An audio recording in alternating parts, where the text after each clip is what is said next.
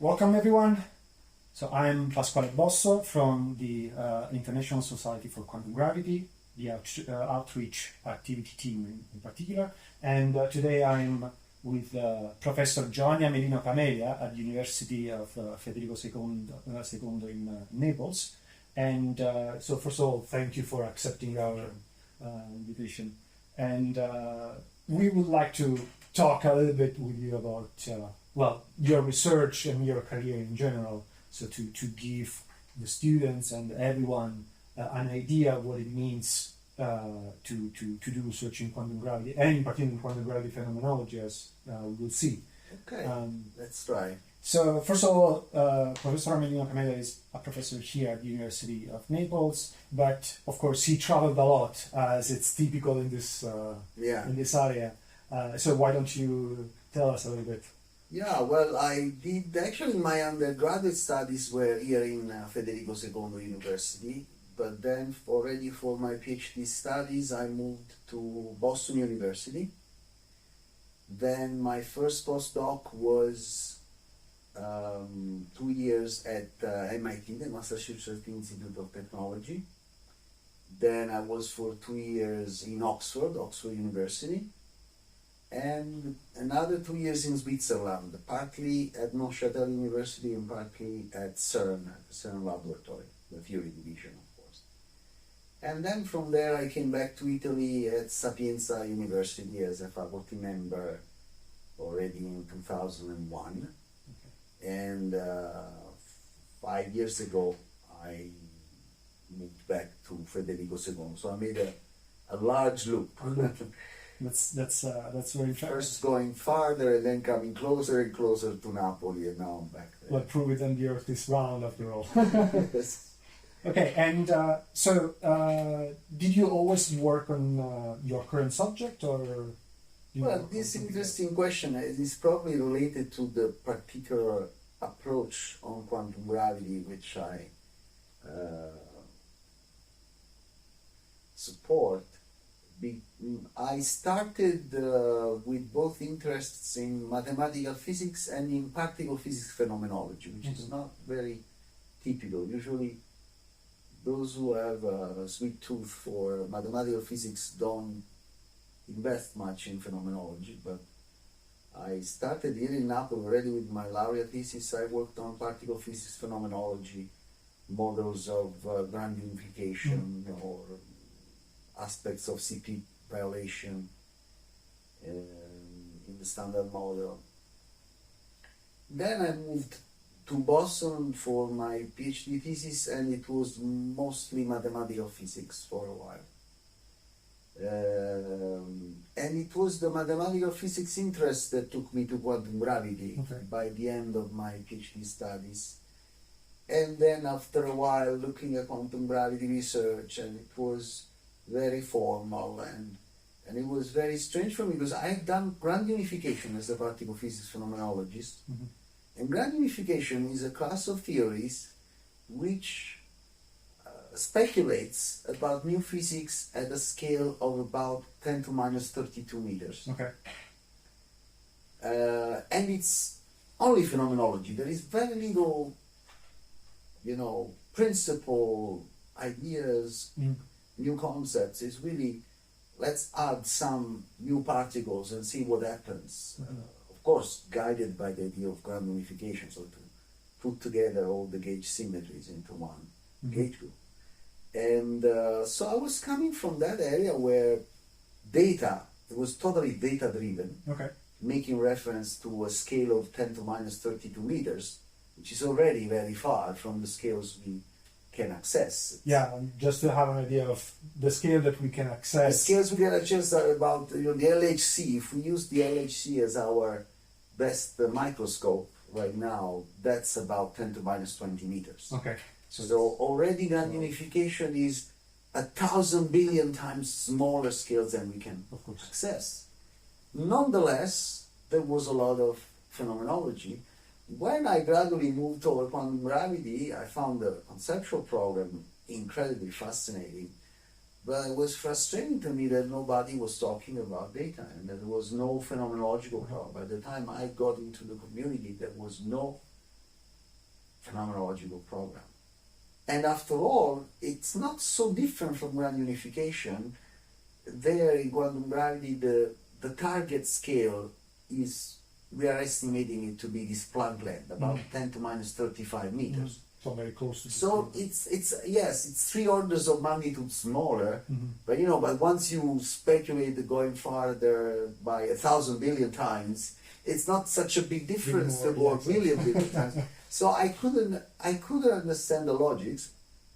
A posteriori, I would say there was no logic in the fact that grand unification was totally data-driven, whereas quantum gravity was only mathematics, aesthetics driven. So the fact that I had a complicated journey toward my interests with this oscillations between particle physics, phenomenology, and mathematical physics probably resulted in the fact that when I then moved into quantum gravity, I had a different perspective. Most of my, in the 1990s, I'm old enough that my entering in quantum gravity research is now maybe 30 years ago.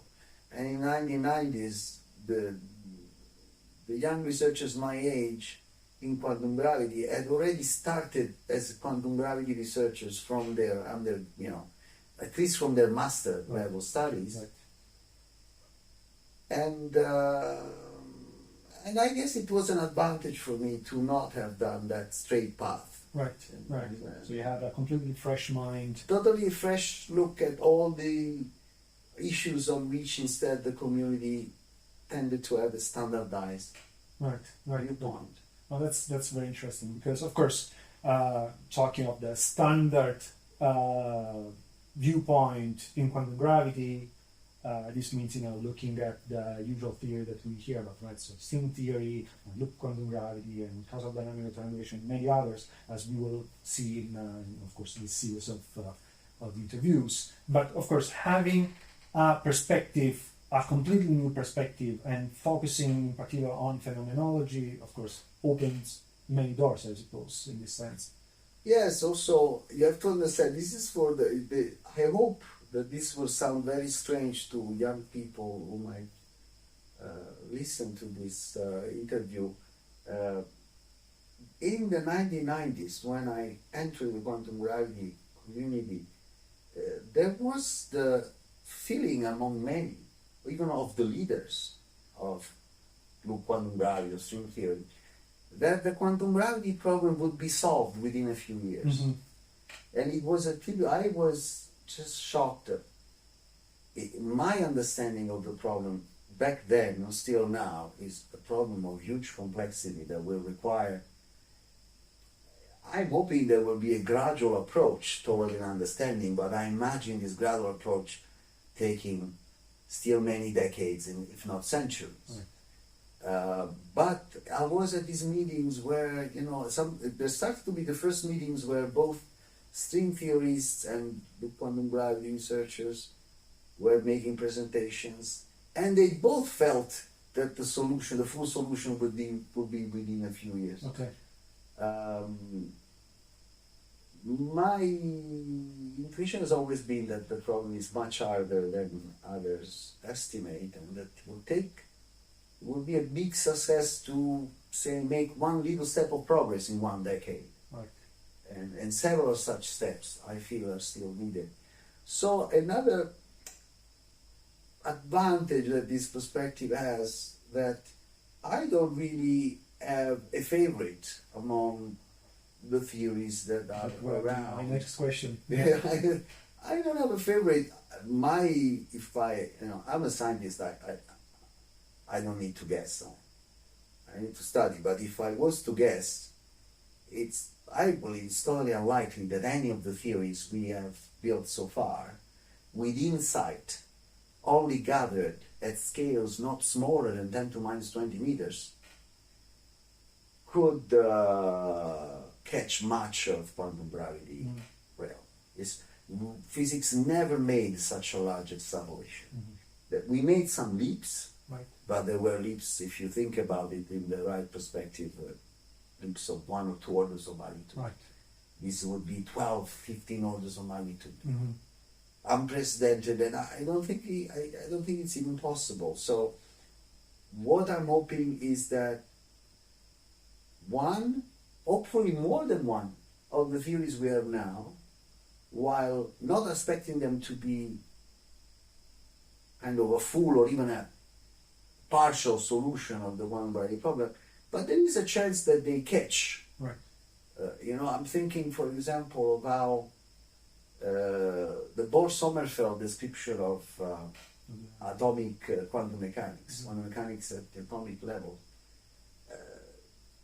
Think about it. It really has nearly nothing of quantum mechanics. Mm-hmm. Still, it captured the essence of some aspects, and it guided phenomenology.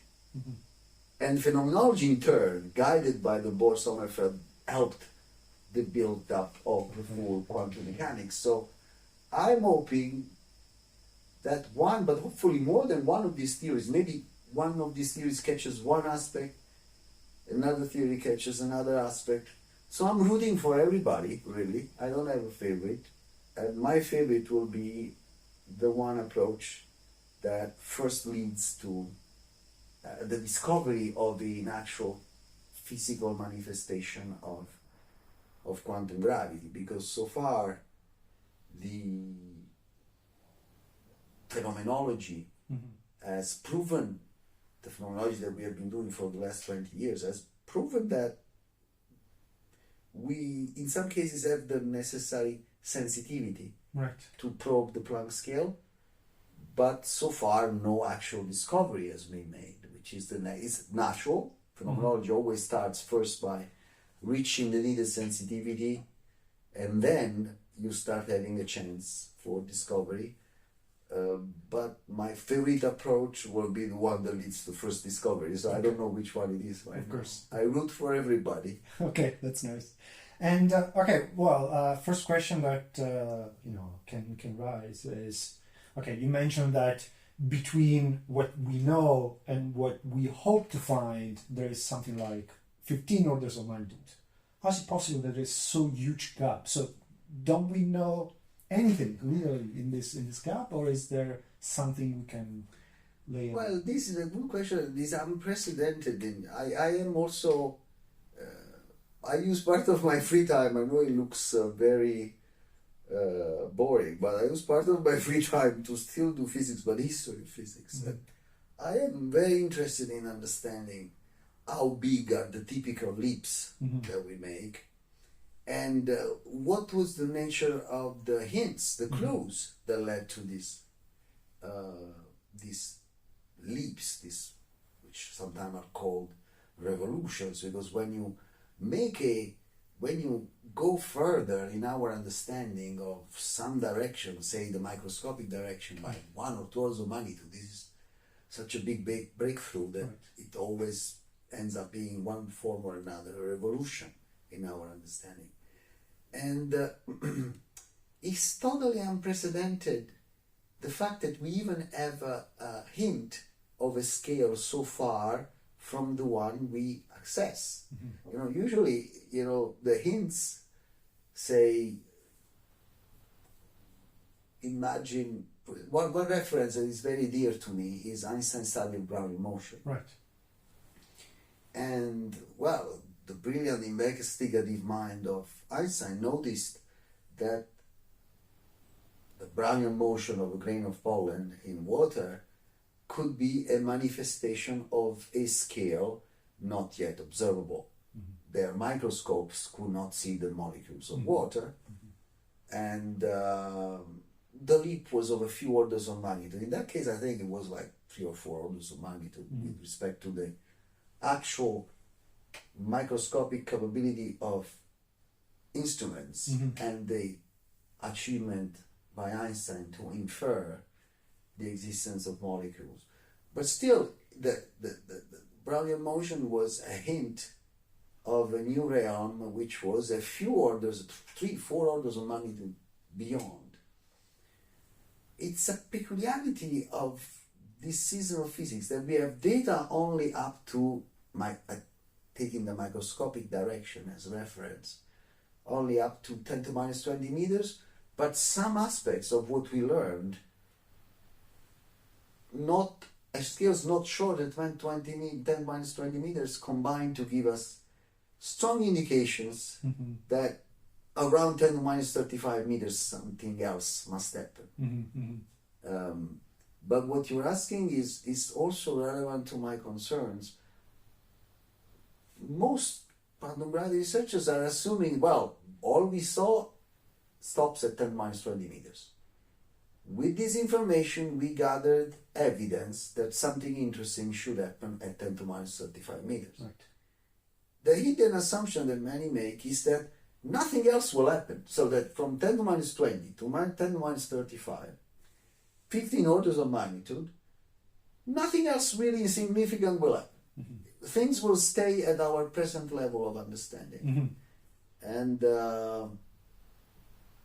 it never happened. I mean, of course, it's possible, but it never happened that physics improved its microscopic ability by 15 orders of magnitude and no new physics was discovered. Not even 5. Basically, every 1 or 2 orders of magnitude, there is something very every little improvement in microscopicity improves our understanding, but when it reaches the level of 1 or 2 orders of magnitude, the changes are big. Right.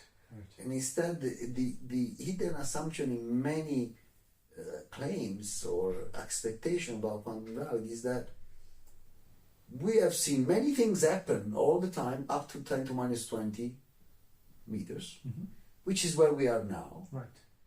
But we are the chosen ones, because basically that was all there was to discover before quantum gravity, because we are the chosen ones. Those who were at 10 to minus 22 still had something to learn, but we have learned everything with the exception of quantum gravity. That's the assumption. And so from 10 to minus 20 to minus 10 to minus 35 meters, there will be nothing more to be discovered. Of course, everything is possible. Nature will decide, but I'm very skeptical. Okay. In a huge, how big? I mean, I ask my students to actually give sense to the numbers. What is 10 to 15? For example, I ask them, compare the scale of the solar system and the scale of a molecule. What is the hierarchy? Many mathematical physics students don't appreciate how big is 10 to 15. And these exercises allow you to, so we could be in some sense making assumptions like a scientist who only has observed the solar system and tries to infer how an atom works. Of course you would imagine the electron as a planet around the proton, that you would have no chance you would have no data to help you figure out that there is this change. So yes, this big divide, this 15 orders of magnitude could be a key from the point of view of this investigation. How to handle those 15 orders of magnitude could be key. Okay. Yeah, that's a very interesting perspective, and hopefully we will be able, as you mentioned, to little by little, make little steps. It could be very important to, for example, if there is not the desert, as some people call it, but if we find something else on the way, that something else could have important clues, also for quantum gravity. And so this is my hope, actually. Also, you mentioned that we have some little hints of how quantum gravity should behave, or some effects that we expect from quantum gravity. So what do you refer to in specific? Oh, I don't think that we have effects we can expect of quantum gravity. For using the verb expect, I would need a theory of proven success in phenomenology, and we don't have any. But some theories, some of the theories used in quantum gravity research in particular have something new that happens to relativistic symmetries. In some scenarios, relativistic symmetries are broken, in some other scenarios are deformed. Relativistic symmetries can be tested very precisely. So even if the effects are small, as it would typically be if the effects originate from a scale of 10 to minus 35 meters and you studied it at much larger scales, the effects would be small, but symmetries are well tested. So that direction I've invested quite some energy into studying. Of course, I cannot claim we expect it, but it arises in more than one approach, and it's worth studying, and it would fit perfectly my idea of, we don't have fully correct theories, but some might catch a little piece. Another example which a bit takes it orthogonal to where our conversation has been going so far is ultraviolet infrared mixing. So there are a few approaches to quantum gravity where all approaches to quantum gravity start off as ultraviolet deformations, meaning you introduce new physics at a small distance scale, typically this 10 to minus 35 meters. But in some of these approaches, then you discover that there is a unprecedented, previously unknown mechanism for the effect to be very important, both at the far ultraviolet of 10 to minus 35 meters, but also at some model-dependent far infrared scale. So some people have been speculating, for example, that this might have to do with the cosmological constant, the whole gravity, dark matter story. I mean, we have some current puzzles in fundamental physics which are infrared puzzles. And I'm very fascinated by the fact that quantum gravity research, which started off as being a pure ultraviolet direction of research, going smaller and smaller scales, really accidentally, it was not, sometimes I'm a little bit skeptical about mechanisms that are cooked, that are prepared just to show that something can happen. But infrared mixing, when it arises really because of its own strength. Really, a posteriori, we now understand that ultraviolet and infrared mixing is already imprinted in Hawking radiation, the mechanism of Hawking radiation, especially the entropy area law. The fact that we have preliminary conceptual evidence, let me be prudent, that entropy scales with area rather than volume in quantum gravity. It's an infrared catastrophe. It's not an ultraviolet catastrophe. It's an infrared catastrophe. So, as a quantum gravity researcher and a phenomenologist, this gives me a whole new direction to look for phenomenological opportunities. So both small scale. Yeah, small scale, which would have always been the target for research for quantum gravity, but also I have now large scales. The first example of breakdown or deformation of relativistic symmetry, the phenomenology is more advanced at present because in the relevant models we are able to analyze in greater detail what happens to relativistic symmetries. So we have a more deductive approach. Infrared ultraviolet mixing was so new. I think the first papers I saw with infrared ultraviolet mixings were in this 21st century, which I'm a guest of. I'm on the previous century. But it's always very significant for me when a theoretical physics idea comes from this genuinely, primitively 21st century. And I think infrared ultraviolet mixing, or maybe 99 or something, I mean, there was something. On the edge. But on the edge is a new millennium. And so it's fascinating to me that we are still digesting it, so I cannot claim there is a phenomenological program as mature as we have for the deformation. But I think this is something, for example, in the next decade, we can expect significant progress. Okay.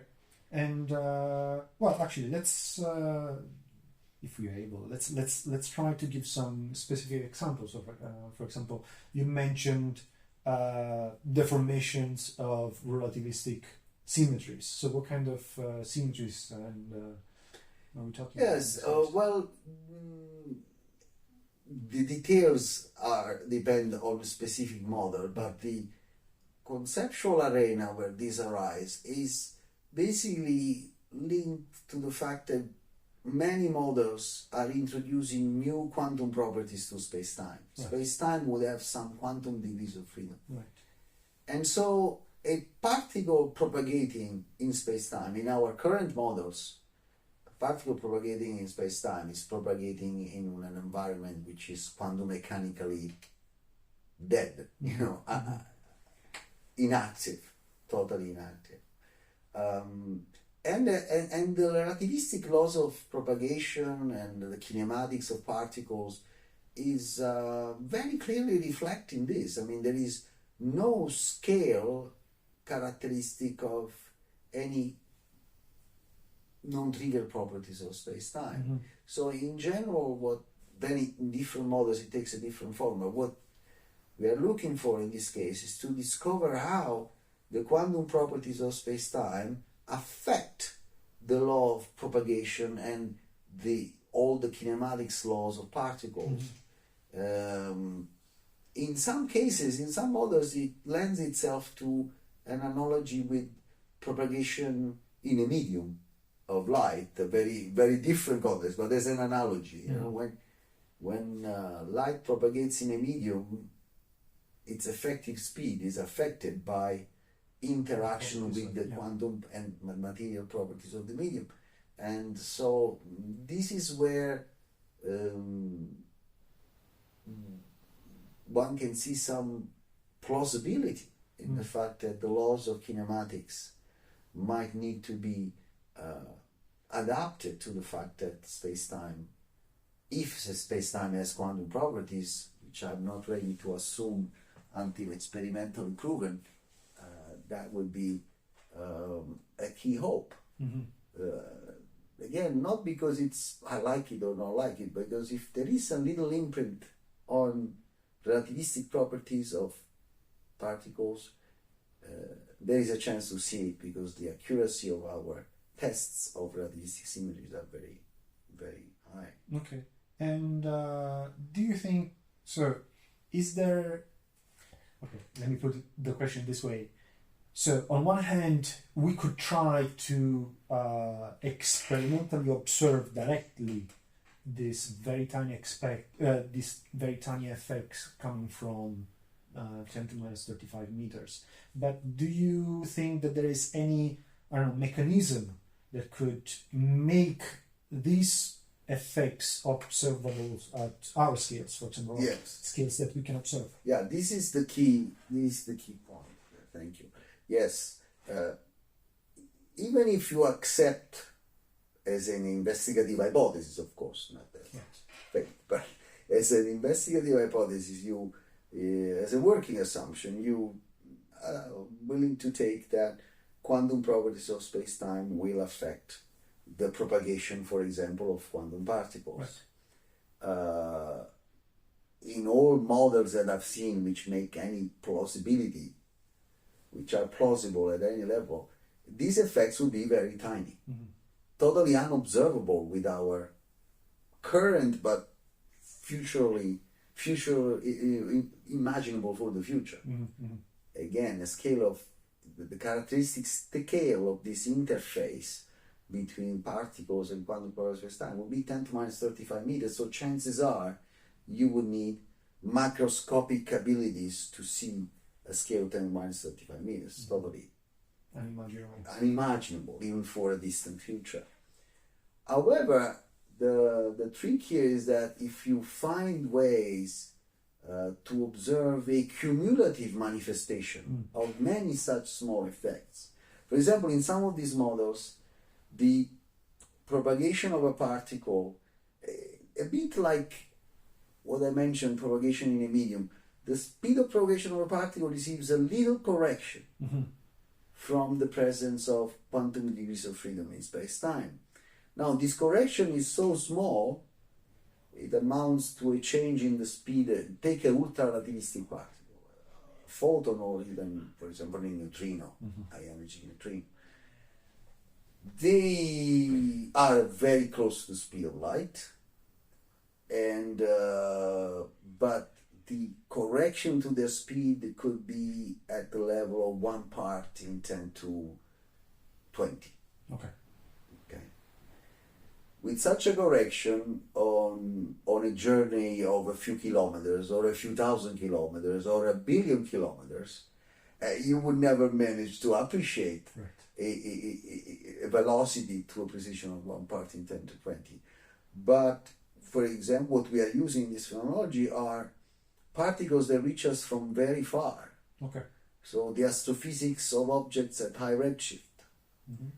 Then it's easy to see instead that if, well, to make it very simple, it's a bit unfair toward curvature, but if we imagined we were doing in a flat space-time, which our universe is not, but just to give a sense, if a particle has a correction to velocity of a part in 10 to 20, but it travels to us from a distance of 10 to 70 meters, then it has time to accumulate to a tangible, still small, but tangible correction to velocity. In some cases, it's not exactly a correction of velocity. In some models, actually, the average velocity of the particle is unaffected, but there is an amount of fuzziness. Already, the particle world line has fuzziness in quantum mechanics itself. The speculation here is that quantum probability of space-time might effectively result into producing an extra contribution to the fuzziness of a particle world line, with the peculiarity again that this fuzziness would grow with the time of propagation in a very specific way. So this is the point, to look for ways in which a small effect could cumulate to an observable level. I started to propose this just copying the ideas of grand unification, going back to what I mentioned before. That was really my, in Italian we say asso nella manica. I don't say how to say in English. I mean, it was my secret trick to have the quantum gravity, the grand unification expertise. Because in grand unification, again, the effects are very small, but some of these effects, say proton decay, grand unification models predict proton decay, but predict proton decay with a very small probability that the expected lifetime of the proton is probably 10, if I remember correctly, something like 10 to 32 seconds. It's actually longer than the life of the universe. Which naively, to a mathematical physicist, might suggest that this cannot be tested. Because the universe is only 14 million years old. How can we test if a proton lives 10 to the 32 years? But actually, in quantum mechanics, these are the average lifetime is actually a manifestation of a decay probability, which is very low. But actually, it turns out that if you monitor, or again, simplifying to a student level analysis, if you monitor 10 to 32 protons for 1 year, at least one, you have a chance to catch one that decays, and if it doesn't, you start having constraints on this. So again, the cumulative, I was coming to quantum gravity with the background of having invested specifically in proton decay, a lot of my efforts in phenomenology. So I came with a very clear idea that you can have a very small effect, but if you find a way to find an observable which reflects a cumulative effect. For proton decay, it's really a simple accumulation because you have many, many protons. Actually, more because of background and noise and all the other factors. It better be more than 10 to 32. Better 10 to 33, 34 protons. And then you have a chance to have a signal over noise ratio, which is favorable in spite of, I repeat, a lifetime of 10 to the 32 years. So far bigger than the life of a universe can be tested in 1 year. This is why when I first started to give this seminar, some of the mathematical physicists were confused. But it's just quantum mechanics. It doesn't say that protons live 10 to 32 years. It only says that the probability of decay is very small. Right. So small that on average they will. So this is gave me an opportunity to make connection with your first question about Right. the. And well, speaking of this cumulative effects, do you think that that may be also the key for the infrared ultraviolet connection that we were talking before? That's an interesting question where I would argue that it's still early to say. I mean, the infrared manifestation in some of these, right now, the models that I feel I fully understand of infrared ultraviolet mixing are very toy model. I mean, they're just explorative of the idea. And these models suggest that it could get really large at some far infrared scale. There is always, in phenomenology, there is always these two roads you can take. You have a target scale, you gotta get there. If you reach the scale, if we could do Planck length sensitivity experiments, microscopic, then you see the effects. In our jargon, you see them order one. I mean, they're big effects. Right. Or if you are unable to reach the scale, you stop as close as you can to that scale. You use particles, the most energetic particles you have. You wished you had particles with Planckian energy, but you don't have them, and then you use the most energetic particles you can use, but therefore you are stopping before the scale you want to reach. And then you need high precision, because otherwise, because the effects will be small. High precision can mean also small precision on a cumulative effect. Right. This is now it's a good question and interesting, still open and interesting for the possible, plausible infrared manifestations of quantum gravity. We still don't know which of the two paths. I don't exclude that the infrared. The characteristic infrared, when we will find the characteristic infrared scale, it could be reached. Right. If you can reach it, it's always the best. I mean, it looks smart. Yeah, it looks smart, and you make a nice explanation of the cumulative effect. But I would trade any cumulative effect for actually seeing. So there is still a chance. Once you have a better understanding and therefore can provide better guidance to experiments, of what could be this infrared scale, what could be the manifestation, we could actually see them directly in principle. But once again, we might discover this is not possible. We might discover maybe this infrared scale is. Young students usually don't appreciate that reaching a very far infrared scale is as hard as reaching a very far ultraviolet scale. I call them my ceiling and my floor. I mean, we are always and floating in between. We are in between, and progress in science is really, my floor and ceiling are much wider than Einstein's, and Einstein's was much wider than Maxwell, and so on. Every year, every 10 years, we make it a little bit bigger, but it's still a finite. So it may well be that we discover that there is a target infrared scale. Right now, infrared mixing has not provided any clear indication of a target infrared scale. Right. But once we have that indication, if we ever have it, we might discover that it's accessible to us, maybe with a big investment, but it is accessible, or it's too large a scale for us. And then we might have to do some trick of cumulative effects stopping at an infrared scale, not large as much as the target scale. But this is too early for infrared mixing. My present assessment. And so my phone. That's okay.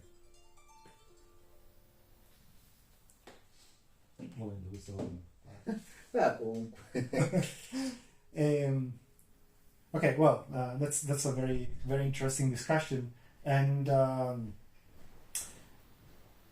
well, you have mentioned many times that, okay, maybe we will see this in 10 years, maybe we'll see this hopefully in the future?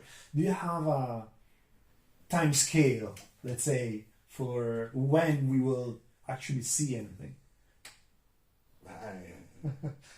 I try to be a serious scientist, and I cannot. I think we are right now. The best way to put it, I cannot guess. If I was good at guessing, I would not be a scientist. I would be gambling. Right. Trust me, I would be betting on. Gambling is fine, and I would be betting on horse races or soccer games, and not be doing it. But I'm not into guessing. I'm into investigating. And so what I can claim is that my present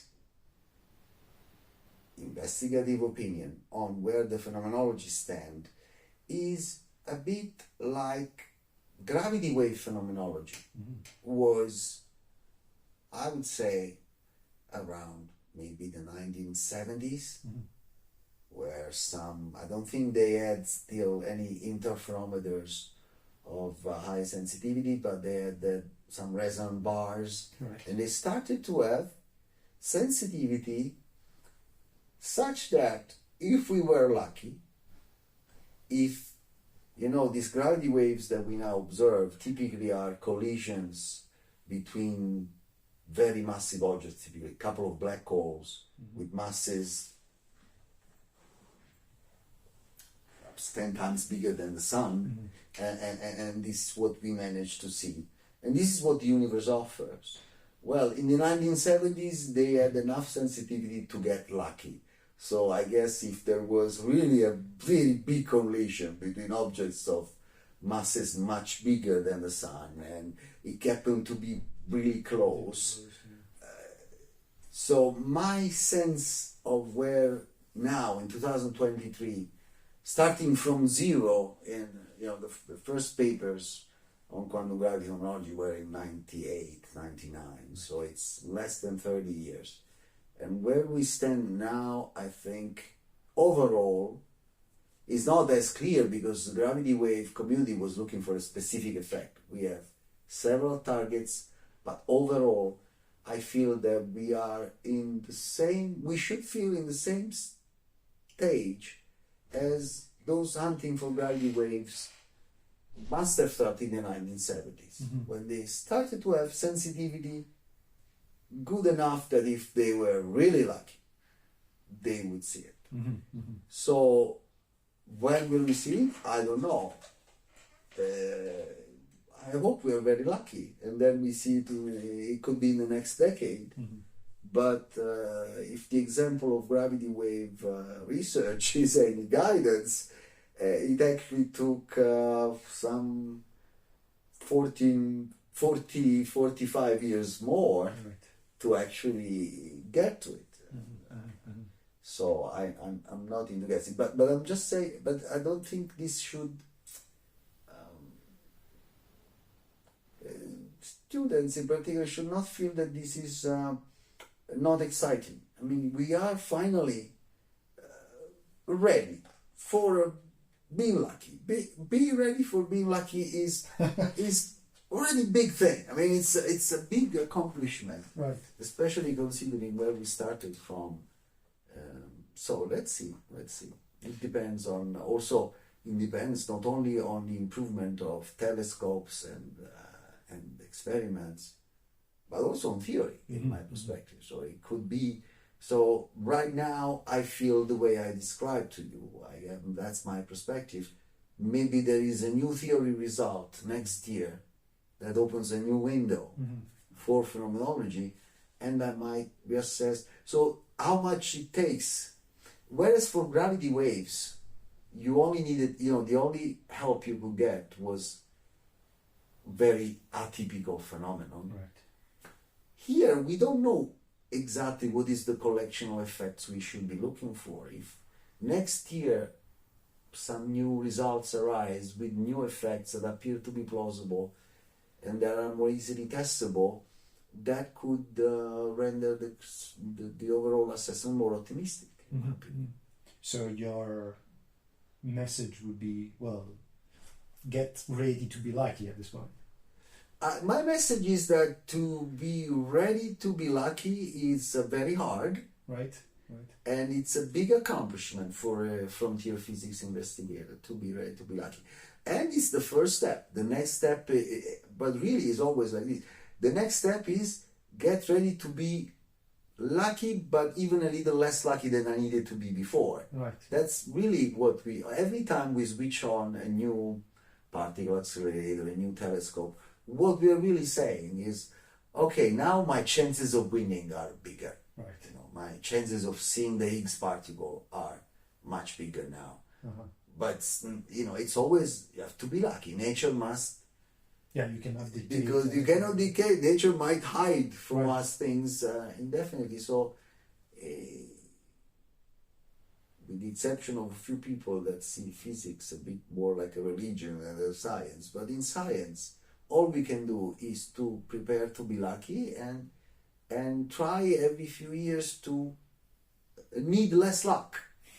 So to be more prepared so that we need less luck. And eventually, for the gravity wave stories, by the time the community managed to build 3-4 kilometers big interferometers, it turned out to be enough. Right. But it still needed to be lucky. Right, of but course. it was now a bearable level of luck that nature that was nature was enough, was a low level of luck enough for nature to comply and see this new phenomenon. Okay. So when you started your studies as a student and then as a researcher, as a postdoc, you said you worked in mathematical physics and you worked in particle phenomenology. Did you expect at the time to make the jump into quantum gravity? Or was something that, you knew about, you knew it existed, but... At the beginning, it was one of the problems that I was curious about, one of the, what I call investigative efforts that I was curious about, but it felt, maybe I was destined to be a phenomenologist or whatever, because it felt not enough tangible for my taste. The seminars, as a student, you start to go to seminars and you are all hesitant, am I understanding or not? Yes. And you sometimes don't feel like asking questions, and so and they give me a sense that it was still too vague. Okay. And so actually I thought that the good next step would be grand unification. I became quite involved into the investigative hypothesis that all particle physics interactions should unify. Right. Conceptually, it has always been the problem that most fascinates me, but I would have not worked on it if I had not seen a chance to make contact with experiments. Okay. So it came a little bit together with me becoming more expert in phenomenology, starting to wonder, but could these ideas be applied also to quantum gravity, even though nobody is doing it? But then it was inevitable, once I discovered that there was a chance for phenomenology, the quantum gravity problem became sufficiently tangible for my taste, and conceptually I found it of unmatched fascination. I mean, I don't think there was any investigative case as fascinating, as complex, as rich as this one. So it's irresistible. All it needed for my taste was to be tangible, was to make contact with, at least the hope of making contact with experiments. Yeah, personally I found very fascinating where there is this kind of evolution of a person's interest, right? A person's target towards other topics. I found it very interesting. And once again, I will ask you to take out the scientist code, let's say, and let's say you wanted to advertise your research area, research topic to students? How would you do that? Well, I think I did a really good job. So I think so. no, But